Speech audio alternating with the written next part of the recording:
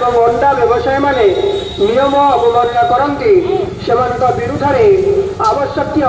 आईनगत कार्यानुष्ठान ग्रहण करा केन्द्रापड़ा पौरांचल को बर्ड फ्लू मुक्त करिबारे सक्रिय सहयोग करंतु निजे सुस्थ रुहतु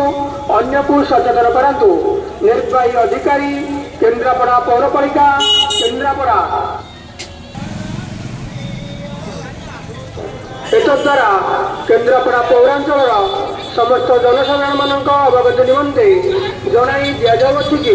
केन्द्रापड़ा जिला प्रशासन निर्देश क्रमे एवं ओडिशा पौर आईन 1950 अधिनियम 287 और 306 आधार क्रमे केन्द्रापड़ा जिले में बर्ड फ्लू रोग व्यापी केन्द्रापड़ा पौरांचल अधीनस्थ समस्त कुकुड़ा मांस और अंडा विक्रय केन्द्र मानक विक्रय निषेध कर जनसाधारण मान कुकुड़ा मांस कि अंडा न खाइबापी अनुरोध कर जो मांस एवं अंडा व्यवसायी माने नियम अवमानना करती